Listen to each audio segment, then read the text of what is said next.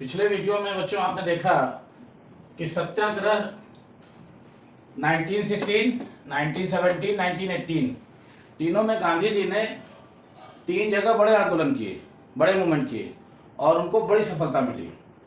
इसके बाद अंग्रेजों का जो ध्यान है उनके ऊपर, गांधी जी के ऊपर गया कि इनको कैसे रोका जाए। अब उस समय के जो कानून थे, नियम थे, उसमें कहीं भी इस तरह का प्रावधान नहीं था कि शांतिपूर्ण आंदोलन करने पर यदि पीसफुल आप कोई मूवमेंट कर रहे हैं बिना किसी को हार्म किए हुए तो आपको अरेस्ट करे या पुलिस कोई पनिशमेंट दे। तो इसके 16, 17, 18 में इतनी पॉपुलरिटी बढ़ी गांधी जी की कि अंग्रेजों ने उनके खिलाफ, इनको रोकने के लिए, इनके एक्टिविटी को कंट्रोल करने के लिए, और जो पूरी भारत में जो जनता थी वो कोई भी छोटी मोटी प्रॉब्लम होती थी तो क्या करते थे, सत्याग्रह कर देते थे। 10-20 लोग, 50 लोग इकट्ठे होते थे और विरोध के लिए कहीं बैठ जाते थे, किसी ऑफिस के सामने, डीएम कार्यालय के सामने, कहीं भी। तो इनको कंट्रोल करने के लिए गांधी जी एंड जो एक्टिविटीज थे उनको कंट्रोल करने के लिए जो अंग्रेज है उन्होंने रॉयल एक्ट लाया। तो रॉयल एक्ट मार्च 1919 में, अब देखिए यहाँ 18 तक पॉपुलरिटी हो गई गांधी जी की बहुत ज्यादा। तो गांधी जी और उनके जो फॉलोअर थे उनको कंट्रोल करने के लिए रॉलेट एक्ट जो है मार्च 19 में लाया गया। तो उस समय के जो प्रेजेंट काउंसिल में इंडियन थे उन्होंने विरोध किया इसका, लेकिन फिर भी अंग्रेज इसको पास कराने में सफल रहे। इस एक्ट में 2 मेन प्रावधान थे। पहला, arrest anybody and detention of political prisoners without trial for 2 years, यानी किसी व्यक्ति को बिना ट्रायल के, यहां शब्द 2 पे ध्यान दीजिए, एक ट्रायल और 2 years। अरेस्ट एनीबॉडी यानी किसी की गिरफ्तारी हो सकती है सरकार के द्वारा और उनको जेल भेजा जा सकता है, रोका जा सकता है। इसमें मेन रूप से टारगेट किया गया था पॉलिटिकल प्रिजनर्स को विदाउट ट्रायल फॉर 2 years, यानी कि ट्रायल का शब्द यह होता है कि जब भी किसी को पुलिस गिरफ्तार करती है किसी कारण से तो उसको मजिस्ट्रेट के सामने पेश करती है विद इन 24 आवर्स। उसको पेश करने के बाद जो मजिस्ट्रेट होता है, जज होता है, ये निश्चित करता है कि किस केस में इसको गिरफ्तार किया गया है और वही फिर अगला आदेश देता है कि इसको सजा कितनी मिलनी है, 2 साल 4 साल। लेकिन इस कानून के तहत कोई ट्रायल नहीं होना था, 2 साल तक बिना बताए किसी वजह के उसको बंद किया जा सकता था किसी व्यक्ति को। इसका मतलब ये था कि ये जो 16, 17, 18 में गांधी जी को जो सफलता मिली थी इसी को काउंटर करना था। दूसरा जो था, the search any place without any warrant. तो यहां पे टू सर्च एनी प्लेस, किसी भी प्लेस को सर्च करने का पावर था। जैसे अभी आप जानते हैं कि कहीं भी यदि सर्च करने का आदेश होता है, किसी व्यक्ति को यदि तलाशी ली जाए या किसी घर की तलाशी ली जाए, सर्च की जाए, तो उसके लिए एक सर्च वारंट होता है। और यहां पर क्या है, to search any place without any search warrant. तो यहां पे सर्च वारंट के बिना ही किसी भी प्लेस को सर्च करने का आदेश इसके तहत दिया गया। दोनों पॉइंट केवल control the movement of satyagraha of Gandhi ji को सत्याग्रह को कंट्रोल करने के लिए। अब जाहिर सी बात है, जब इतना जबरदस्त कानून खिलाफ लाया गया तो गांधी जी और उनके जो फॉलोअर थे और पूरे देश में फैल गए, उन्होंने विरोध किया। सबसे ज्यादा विरोध नॉर्थ साइड में, दिल्ली और अमृतसर में हुआ। लोग सड़कों पे आ गए, उन्होंने रोड जाम कर दिया, दुकानें बंद कर दी, जितना भी हो सकता था किया। 10 अप्रैल को पुलिस ने फायर किया। जो अमृतसर में लोग इस तरह का आंदोलन कर रहे थे, पीसफुल जो है आंदोलन कर रहे थे, उसके ऊपर फायर किया। तो ये बड़ी घटना थी। जगह जगह लोगों को बंद कर दिया गया, गांधी जी को दिल्ली में घुसने से मना कर दिया गया और कई ऐसे कदम उठाए गए जिससे कि रोका जाए। अब यहां हमने बनाया था, ये देखिए, इसको हथकड़ी दिखाया है कि अरेस्ट करने का और ये जेल में बंद करने का। आप देखिए यहां की बात आ गई कि जब 10 अप्रैल को पुलिस ने पीसफुल आंदोलन पे अमृतसर में फायर किया, इसके बाद अगली घटना, जो बड़ी घटना घटती है, वो 13 अप्रैल 1919 को जालियांवाला बाग में ये घटना घटती है। ये जालियांवाला बाग क्या है, एक बाग था, एक गार्डन था छोटा, और उसमें चारों तरफ से बंद एक छोटा गेट था जो एंट्री का या निकलने का। तो इस एरिया को, जो दिल्ली और अमृतसर का एरिया है, वहां जनरल डायर उनको कंट्रोल करने के लिए दिया गया था। अब वो बहुत गुस्से में थे क्योंकि हर जगह छोटे छोटे आंदोलन हो रहे थे, विरोध हो रहा था रॉलेट एक्ट का। इन्होंने इस बात से काफी दुखी थे और गुस्से में थे। जालियांवाला बाग में 13 अप्रैल 1919 को एक वहां छोटा सा लोकल फंक्शन था जिसमें आसपास के लोग इकट्ठे थे। तो आपके घर के आसपास जैसे दशहरा में या ईद में या इस तरह के फंक्शन होते हैं रोड पे, और उसमें गुब्बारे लगते हैं, छोटे छोटे खिलौने बिकते हैं, इसी तरह के बाग में आयोजन थी। गलियां पतली थी और लोकल जो वहां के लीडर हैं उन्होंने जिन लोगों को गिरफ्तार किया गया था अपोज द एक्ट में, जो इस एक्ट के खिलाफ लोगों को गिरफ्तार किया था, उसके विरोध में कुछ थोड़े से लोग वहां छोटा सा शांतिपूर्ण आयोजन कर रखे थे। ये बात जब जनरल डायर को पता चला तो उसने पुलिस फोर्स को आदेश दिया और पुलिस फोर्स वहां इकट्ठी हो गई। और चूंकि बाग का जो रास्ता था एंट्री का और एग्जिट का बहुत छोटा सा था, एक ही था, चारों तरफ बड़े बड़े मकान ऊंचे ऊंचे थे, तो उसने अचानक जो जनरल डायर ने फायरिंग का आदेश दिया। कभी भी इस तरह के माहौल में जब फायर का आदेश होता है तो दो कारण होते हैं। पहला कारण होता है कि पुलिस ये देखती है कि जो वहां पे भीड़ इकट्ठी है वो पत्थर मारने लगे या ईंटा मारने लगे या फायर करने लगे, और पुलिस को जान का खतरा रहता है तब फायर करती है। और दूसरा तरीका होता है कि जब आप क्रिमिनल से भिड़ रहे हैं तो आपको पता है उनके पास आर्म्स होंगे तब। लेकिन यहाँ ऐसी बात नहीं थी। जो भीड़ जालियांवाला बाग में इकट्ठी थी वो सिंपल साधारण थी, छोटे छोटे बच्चे थे, बूढ़े थे, औरतें थी। लेकिन जनरल डायर गुस्से में था और उसको ये लगता था कि मैं इसको करके एक मैसेज पास करूंगा इंडियन को कि हम कितने सख्त हैं आपके इस कार्रवाई पे। और उसमें हुआ क्या कि 13 अप्रैल को जब पुलिस घुसे और उन्होंने फायरिंग का आदेश दिया तो अबाउट 400 जो पीपल थे, जिसमें औरतें थी, बच्चे थे, बूढ़े थे, वो मारे गए। और इसके बाद पूरे देश में एक तरह का गुस्सा और एक सदमा। गांधी जी ने महसूस किया कि जो ये समय है ये ऐसा समय नहीं है कि जब हम ये सत्याग्रह मूवमेंट को आगे बढ़ाएं।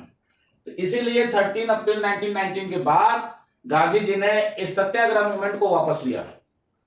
और इस तरीके से ये सत्याग्रह मूवमेंट के बाद फिर अगला मूवमेंट नॉन कॉपरेशन मूवमेंट और खिलाफत मूवमेंट उन्होंने चलाया। तो अगले उसमें पार्ट में मैं इसको बताऊंगा। आप जो है बेटा, जालियांवाला बाग कांड के बाद गांधी जी ने महसूस किया कि अभी हमारी जो भारतीय जनता है, इंडियन पीपुल है, वो किसी और बड़े मूवमेंट के लिए तैयार नहीं है। जिस समय जालियांवाला बाग कांड चल रहा था उसी के बाद उसी समय में बंबई में खिलाफत मूवमेंट का आगाज हुआ, शुरुआत हुई। ये खिलाफत मूवमेंट क्या है? इसमें आप देखिए कि एक शब्द है खिलाफत। खिलाफत से निकलता है खलीफा। खलीफा एक ऐसा शब्द है जिसमें इस्लाम शब्द से जुड़ा हुआ है, स्पिरिचुअल हेड ऑफ इस्लाम। तो पूरी दुनिया में जो भी इस्लाम को मानने वाले लोग हैं उनके सबसे बड़े आध्यात्मिक जो गुरु होते हैं, आध्यात्मिक जो हेड होते हैं, वो खलीफा बोला जाता है उनको। अच्छा, ये खलीफा का से क्या जुड़ाव है? तो इन फर्स्ट वर्ल्ड वार, पहले वर्ल्ड वार में ऑटोमन जो एम्परर थी उसकी हार हो जाती है और जो इस्लाम के मानने वाले लोग हैं उनको लगता है कि खलीफा की शक्तियों को नियंत्रित करने की कोशिश की गई है। तो उन्होंने खलीफा के समर्थन में खिलाफत मूवमेंट स्टार्ट किया इंडिया में। अब देखिए, इस खलीफा से इंडिया का बस्तता ताल्लुक था कि इस्लाम के मानने वाले लोगों को लग रहा था खलीफा की जो शक्तियां हैं उसको नियंत्रित करने की कोशिश की गई है यूरोपियन जो सरकारें थी उनके द्वारा। अब यहाँ पर क्या होता है, बंबई में 1919 में मोहम्मद अली और शौकत अली दो भाई थे और इन्होंने बंबई की गलियों में लोगों को इकट्ठा किया और लोगों से ये कहा कि जो हमारे खलीफा का जो अपमान हुआ, इंसल्ट हुई है, इसके विरोध में हमें खिलाफत मूवमेंट स्टार्ट करना चाहिए। अब यहाँ ध्यान दीजिए कि खिलाफत मूवमेंट किसके विरोध में था? यूरोपियन सरकारों के। और भारत में कौन शासन कर रहा था? अंग्रेज शासन कर रहे थे।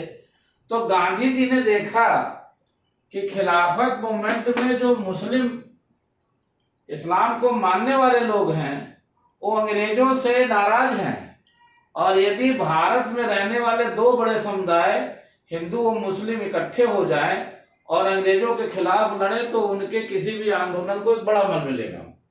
तो उन्होंने क्या किया कि मोहम्मद अली और शौकत अली के खिलाफत आंदोलन को अपना सहयोग देने की कोशिश की और इसी विचारधारा के द्वारा सितंबर 1920 में कलकत्ता जो सेशन हुआ, गांधी जी ने कन्विंस करने की कोशिश की जो लीडर्स थे कांग्रेस के, उनको उन्होंने समझाया कि यदि हम लोग खिलाफत मूवमेंट का सपोर्ट करेंगे, यानी जो कांग्रेस में लोग हैं शामिल लीडर, यदि ये खिलाफत मूवमेंट का सपोर्ट करेंगे तो इसके बदले में जो मुस्लिम भाई हैं, जो इस्लाम को मानने वाले लोग हैं, हमारे मूवमेंट को बहुत तेजी से समर्थन करेंगे और इस तरह से अंग्रेजों का विरोध बहुत अच्छे से होगा। तो 1920 में, सितंबर 1920 में कलकत्ता सेशन में Gandhi ji convince to other leaders of the need to start a non-cooperation movement in support of खिलाफत well as the for Swaraj. अब इसमें देखिए 3 शब्द है, नॉन कॉपरेशन मूवमेंट, एक है खिलाफत मूवमेंट और यह शब्द आया स्वराज। तो ध्यान से देखिए कि खिलाफत मूवमेंट ऑलरेडी चल रहा था, Gandhi ji non cooperation movement start करना चाहते थे और स्वराज के लिए। अब इन तीनों शब्द में खिलाफत आपको समझ में आ गया कि खलीफा के इंसल्ट के कारण जो एक मूवमेंट चलाया मोहम्मद अली और शौकत अली ने बंबई में और फिर बाद में पूरे देश में फैला, इसको खिलाफत कहा गया। नॉन कोऑपरेशन मूवमेंट, यानी कि नॉन कोऑपरेशन का मतलब होता है असहयोग, यानी आप कोई काम कर रहा हो उसको आप सहयोग मत करिए, कॉपरेट मत करिए। तो अंग्रेज यहाँ क्या काम कर रहे थे, शासन कर रहे थे और उनको सहयोग कौन कर रहा था, इंडियन। एक अंग्रेज ऑफिसर है, उसका जो प्यून है वो इंडियन है, जो वाशरमैन कपड़ा धुलने वाला है वो इंडियन है, जो क्लर्क उसके ऑफिस में टाइप कर रहा है वो इंडियन है, जो उसके पर्सनल काम कर रहा है वो इंडियन है। यानी एक ऑफिसर को सहयोग करने वाले कई लोग इंडियन हैं। इसी तरह ऑफिस में एक ऑफिसर के अंडर में काम करने वाले जो सैकड़ों लोग हैं वो इंडियन हैं। गांधी जी का मानना था यदि उनका सहयोग न किया जाए तो उनका जो गवर्नमेंट चला रहे हैं वो नहीं चलेगा और वो लोग भाग जाएंगे। इसकी जो उनके अंदर में ये बात आई, भावना आई, ये लिखा गया है 1909 हिंद स्वराज, एक बुक लिखा गांधी जी ने 1909 में। उसमें उन्होंने लिखा है कि if Indians refuse to cooperate British rule, यदि जो इंडियंस हैं वो रिफ्यूज कर दें ब्रिटिश रूल को कोऑपरेट करने के लिए, यानी कि उनको जो क्लर्कियल वर्क कर रहा है या गवर्नमेंट टीचर है या आर्मी में वर्क कर रहा है या किसी ऑफिस में काम कर रहा है, यदि वो कोऑपरेट न करे, काम करना अपना बंद कर दे, तो in India would collapse with in year, तो कुछ ही साल में ये गवर्नमेंट क्या है रूल, ये समाप्त हो जाएगी और स्वराज वुड कम। अब यहाँ एक शब्द जो स्वराज है, यहां भी हमने यूज किया स्वराज। स्वराज हिंदी शब्द है। स्वराज का मतलब होता है अपनी गवर्नमेंट। अभी क्या थी, ब्रिटिश रूल थी इंडिया में, इसको हमें उखाड़ फेंकना है और उसके जगह इंडियन शासन करे ऐसा रूल लागू करना है और उसको स्वराज कहा गया। तो हिंदी का शब्द है स्वराज, इसका मतलब हुआ अपना राज, यानी कि जो अब इस गवर्नमेंट के जाने के बाद हमें स्वराज मिल जाएगा, अपना राज मिल जाएगा, इंडियन शासन करेंगे। तो नॉन कोऑपरेशन मूवमेंट की स्टार्टिंग हुई।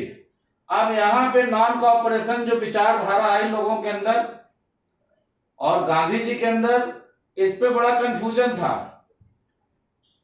तो सितंबर 1920 में तो गांधी जी इस बात के लिए लोगों को राजी किए कि खिलाफत मूवमेंट में कांग्रेस सक्रिय सहयोग करेगी, लेकिन अभी नॉन कोऑपरेशन मूवमेंट स्टार्ट करने के पीछे कंफ्यूजन था।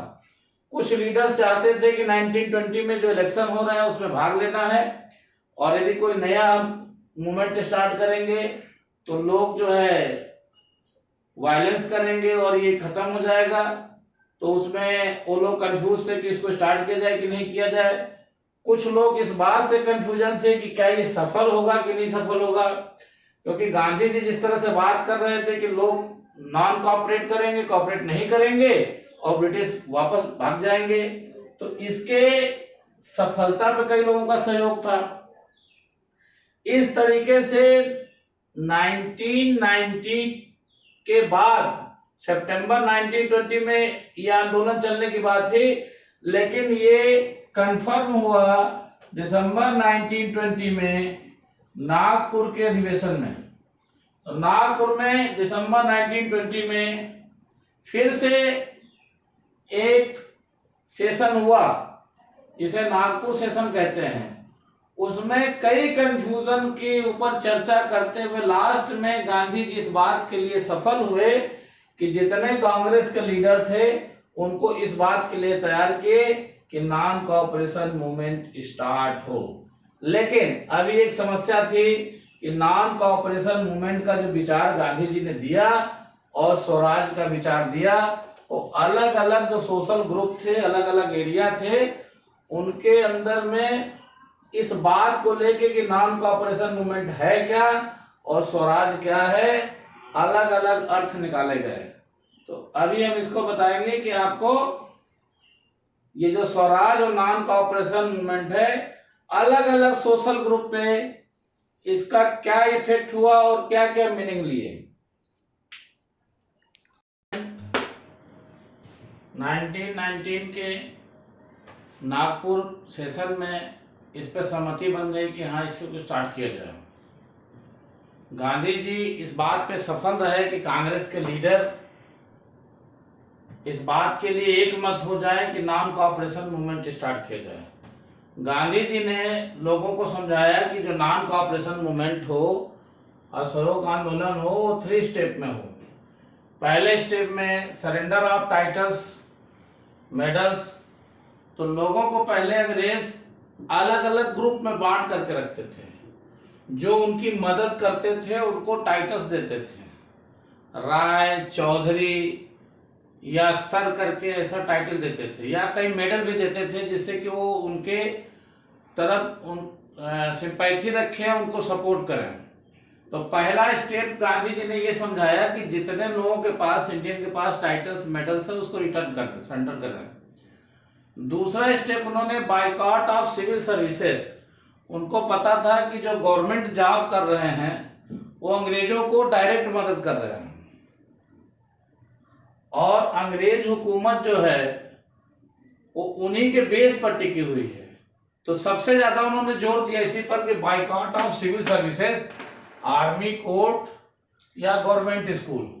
तो गवर्नमेंट स्कूल में जो टीचर स्टूडेंट हैं वो बाइकॉट करें, कोर्ट को जो लायर हैं वो बाइकॉट करें, आर्मी मैन बाइकॉट करें आर्मी का, सिविल सर्विसेज में जो सिविल सर्विस में लोग हैं वो बाइकॉट करें। इससे क्या होगा, गवर्नमेंट का काम ठप हो जाएगा। इसके बाद बाइकॉट फॉरेन गुड्स।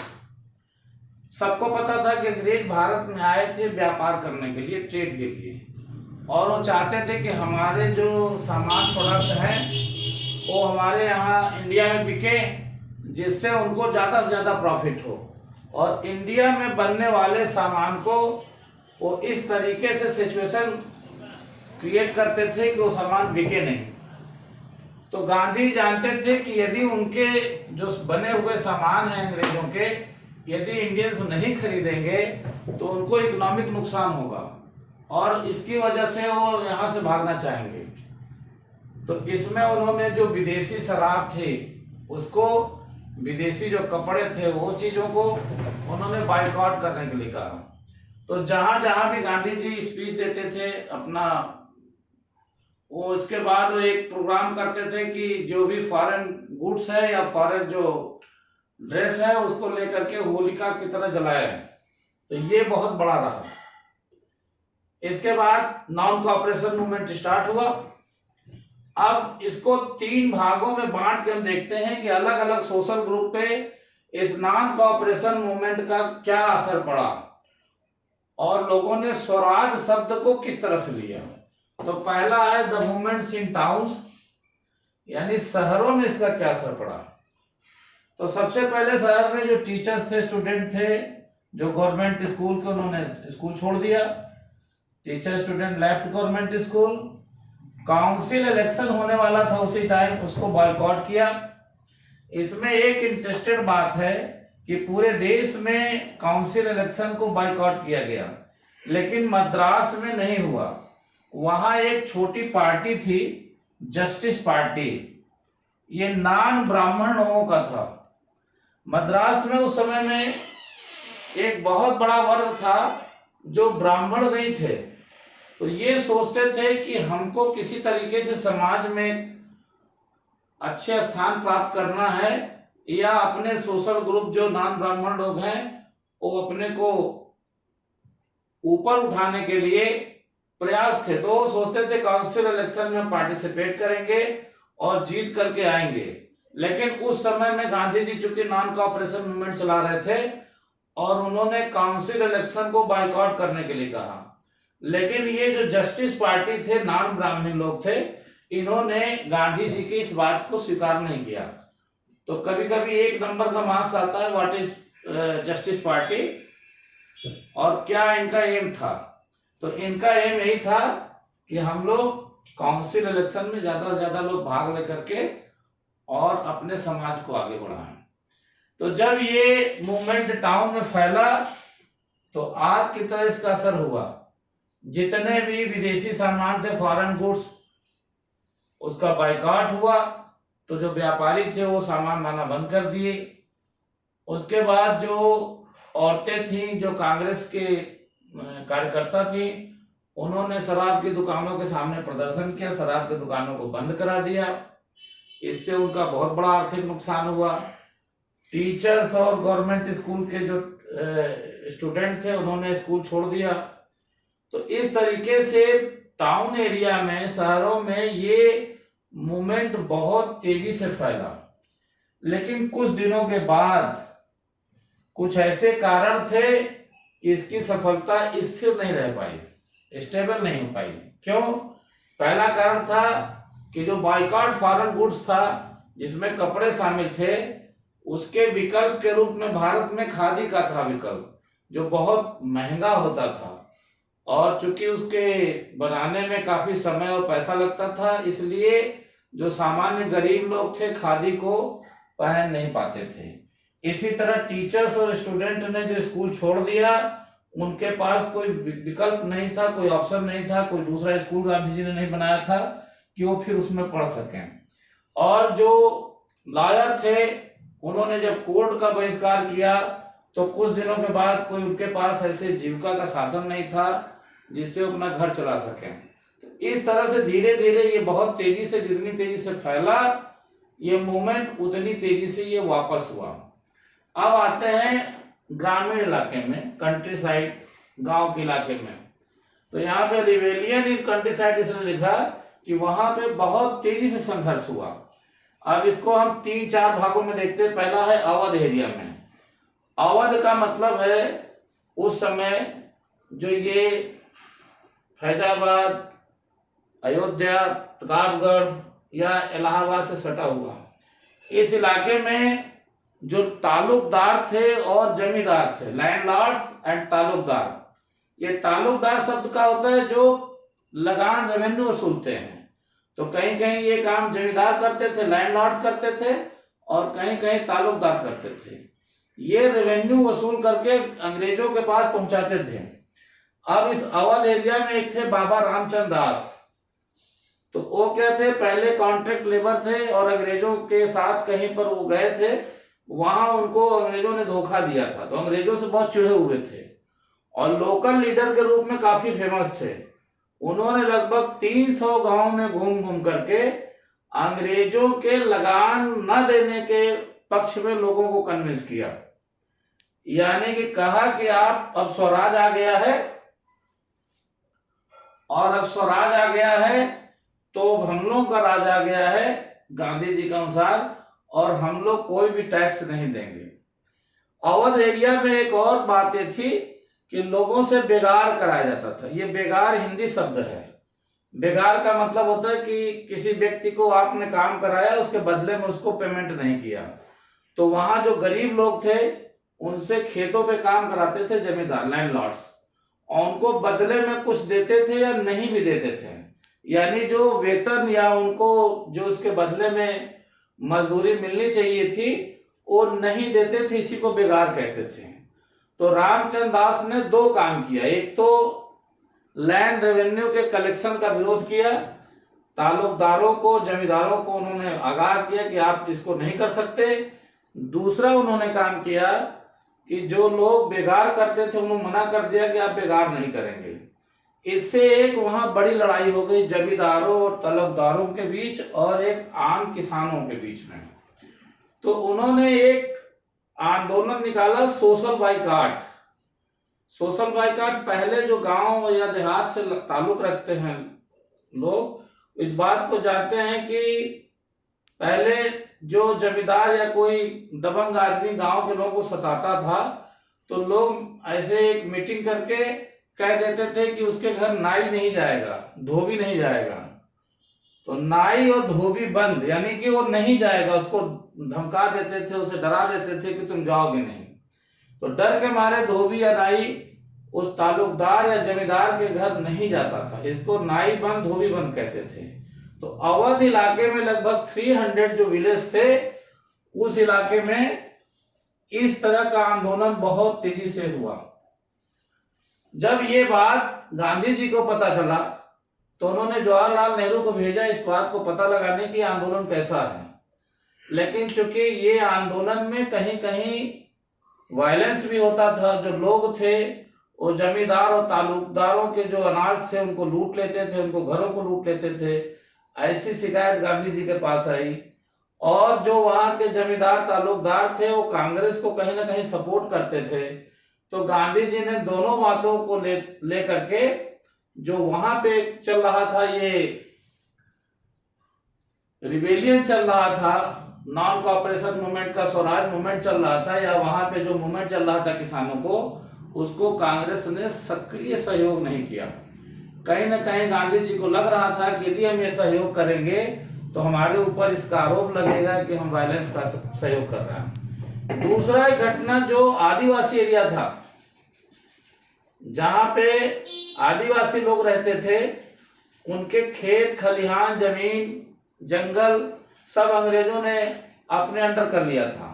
तो उनकी बड़ी नाराजगी थी। जब गांधी जी ने नॉन कॉपरेशन मूवमेंट और स्वराज मूवमेंट स्टार्ट किया तो उन्होंने इस बात को लेकर के गांधी जी के नाम से बड़ा आंदोलन शुरू किया और अंग्रेजों के खिलाफ एक गुरिल्ला युद्ध शुरू किया। ये गुरिल्ला युद्ध क्या होता है कि छिप करके वार करना। तो आंध्रा में जो पहाड़ियां हैं या प्लेटू एरिया ऐसे होती है, और उसमें यदि अंग्रेज सिपाही यहाँ से चढ़ रहे हैं ऊपर की तरफ, तो यहाँ पे जो खड़े होते थे, पेड़ों पौधों के अंदर छिपे हुए लोग होते थे आदिवासी, वो चुपचाप अटैक करते थे और बहुत संख्या में मारे जाते थे। इसको गुरिल्ला वार कहते थे। तो यहाँ पे आंध्रा में एक लोकल लीडर हुआ एलोरी सीताराम राजू। ये अपने को कहता था कि मैं ऐसी शक्तियां रखता हूं जिससे मेरे ऊपर गोली का वार जो है असर नहीं करेगा। इसके कहने से लोग उसके ऊपर विश्वास करते थे और लोग बड़ी संख्या में अंग्रेजों के खिलाफ वार किया। उन्होंने काफी अंग्रेज मारे गए और इस तरीके से जो एलोरी सीताराम राजू हुआ आंध्रा में बहुत पॉपुलर हुआ। तो पहाड़ी इलाकों में इसकी एक बहुत बड़ी संख्या हो गई फॉलोअर्स की, और इसने बहुत बड़ा आंदोलन खड़ा किया। इसी तरीके से कई क्षेत्रों में जो आदिवासी क्षेत्र थे, छोटे छोटे लोकल जो लीडर थे, उन्होंने अंग्रेजों का विरोध किया। इसीलिए यहाँ पे रिबेलियन शब्द है। अब देखिए, एल्लारो सीताराम राजू को अंग्रेजों ने पकड़ के फांसी दे दिया, तो आंध्रा में एक तरीके से ये आंदोलन समाप्त हो गया या कम हो गया, लेकिन पूरी तरह से खत्म नहीं हुआ। इसके बाद आते हैं स्वराज इन प्लांटेशन एरिया। प्लांटेशन एरिया आप जानते हैं कि अंग्रेज जबरदस्ती आसाम या इन क्षेत्रों के जो लोग थे उनको पकड़ के और चाय और जो है कॉफी के बागानों में प्लांटेशन करा रहे थे। तो आसाम के एरिया में एक कानून बहुत पहले से लागू था, इनलैंड इमिग्रेशन एक्ट 1859।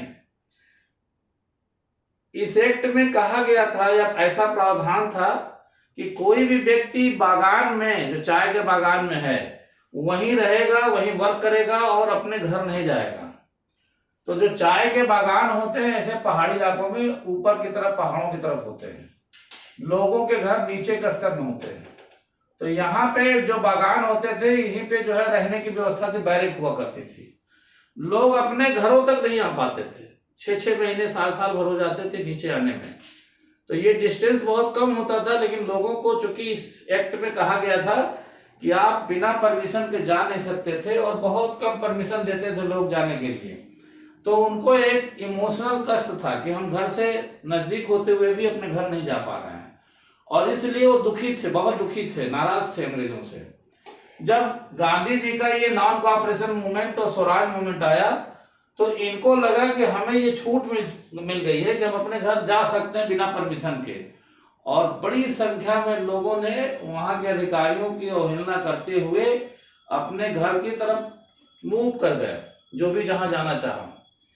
लेकिन यहां भी एक प्रॉब्लम हुई कि उस समय में जो ट्रांसपोर्टेशन का साधन था उस पे स्ट्राइक था, इसलिए ये लोग घर तक नहीं पहुंच पाए, और बीच में ही पुलिस फोर्स ने फिर कैप्चर करके इनको पकड़ करके वापस बैरक में डाल दिया। तो इस तरह से ये भी यहाँ पर जाकर के असफल हो गया। लेकिन हर जगह जो विरोध है वो जारी रहा किसी न किसी स्तर पे। एक घटना जो है 1922 फरवरी में घटती है। यहाँ यूपी में गोरखपुर के पास में एक चौरी चौरा एक जगह है, तो छोटा बाजार है, मार्केट है, और वहां के जो किसान थे लैंड रेवेन्यू लगान के खिलाफ अपना एक प्रदर्शन कर रहे थे। लेकिन वहां के जो पुलिसमैन थे उन्होंने इन पे लाठीचार्ज किया, जबकि इसकी कोई आवश्यकता नहीं थी, क्योंकि शांतिपूर्ण आंदोलन था, कोई मार पिटाई नहीं हो रही थी। लेकिन चूंकि अंग्रेज हर जगह से चिढ़े हुए थे नॉन कोऑपरेशन मूवमेंट को लेकर के, इसलिए उन्होंने जो आसपास के लगभग 20 जो विलेजेस थे, उनके जो लोग थे, उनके ऊपर उन्होंने लाठीचार्ज किया। कई लोगों को बहुत ज्यादा चोट लगी, और इस गुस्से में आकर के रात को वहां मीटिंग हुई गांव वालों की, और उन लोगों ने मूव किया। तो जिस पुलिस चौकी के लोग इस तरह की हरकत किए थे चौरी चौरा के, उस पुलिस मैन को उन्होंने रात में जाते हैं उनके पास, और विरोध के लिए जब वो लोग बंद कर देते हैं पुलिस चौकी, तो पहले लोग लालटेन और लाठी लिया करते थे, रात में जब मूव करते थे तो उन्होंने लालटेन ऐसे घुमाया और उसमें पुलिस चौकी में डाल दिया। पूरे चौरी चौरा के जो पुलिस चौकी थी उसमें जितने पुलिसमैन थे, लगभग 20 पुलिसमैन थे, वो जल के मर गए, खत्म हो गए। ये घटना जब गांधी जी को पता चली चौरा चौरी का, तो उन्होंने कहा कि जो लोग हैं अभी इस बात के लिए तैयार नहीं है कि कोई शांतिपूर्ण आंदोलन हो, और उन्होंने फिर जो अवध का मामला था, जहां तालुकदारों को लूट लेते थे लोग, या कुछ बाजारों पे हमला करते थे, कुछ ही लोग थे लेकिन फिर भी थे, या आंध्र प्रदेश में आपको बताएं कि अलूरी सीताराम राजू के नेतृत्व में लोगों ने वायलेंस किया। तो इस तरह से गांधी जी दुखी थे, उनको ये अच्छा नहीं लग रहा था कि किसी भी मूवमेंट में लोग हिंसक तरीके से पेश आए। तो 1922 में कांग्रेस के बहुत से लीडर ने गांधी जी को मना किया, क्योंकि ये उस समय जो आंदोलन थे भले ये कुचल दिए गए, लेकिन एक अंडर करंट बहुत बड़ा था, जो लोगों के गुस्सा थे बाहर आ रहे थे। और उस समय तत्कालिक नेता जो पटेल जी या नेहरू जी थे, उन्होंने समझाया कि नहीं बापू, आप इस आंदोलन को वापस नहीं लीजिए, क्योंकि इस समय आंदोलन किसी न किसी रूप में बहुत चरम सीमा पर है। लेकिन गांधी जी किसी की बात न सुनते हुए 1922 के फरवरी में उन्होंने इस नॉन कोऑपरेशन मूवमेंट को वापस ले लिया। तो इसके बाद फिर कुछ दिन तैयारी के बाद उन्होंने सिविल डिसोबीडियंस मूवमेंट स्टार्ट किया, लेकिन नॉन कोऑपरेशन मूवमेंट का चौरी चौरा घटना के बाद अंत हो जाता है।